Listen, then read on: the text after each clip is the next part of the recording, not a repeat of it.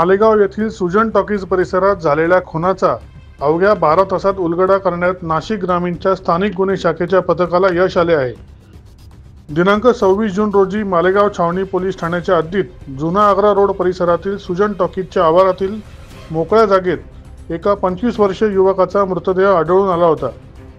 हा मृतदेह अमोल मोहन निकम याचा असल्याचे तपासात निष्पन्न झाले होते।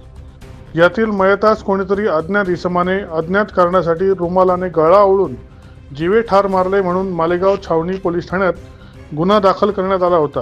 नाशिक ग्रामीण जिल्ह्याचे पोलीस अधीक्षक बाळासाहेब पाटील, अपर पोलीस अधीक्षक मालेगाव तेगबीर सिंग संधू, उपविभागीय पोलीस अधिकारी सूरज गुंजाळ यांनी या घटनेचा आढावा घेऊन गुन्हा उघडकीस आणण्यासाठी तपास पथकांना सूचना दिल्या होत्या। त्यानुसार स्थानिक गुन्हे शाखेचे पोलीस निरीक्षक रवींद्र मगर यांच्या पथकाने घटनास्थळाची बारकाईने पाहणी करून यातील मयत अमोल मोहन निकम याचे दैनंदिन कामकाज व राहणीमानाबाबत गुप्त माहिती मिळून घटनेच्या दिवशी सायंकाळच्या सुमारास मयत हा एका मोटरसायकलवर बसून गेला असल्याचे समजले। तसेच मयत हा शेवटचा कोणास भेटला याबाबत सविस्तर माहिती घेतली असता पोलिसांनी संशयित विशाल मारुती गवळी यास ताब्यात घेतले। त्याला विश्वासात घेऊन खुनाच्या गुन्ह्याच्या अनुषंगाने चौकशी केली असता त्याने खुनाची कबुली दिली।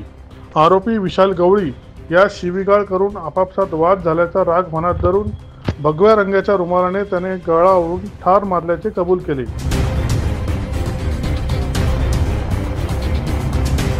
दैनिक भ्रमर, नाशिक।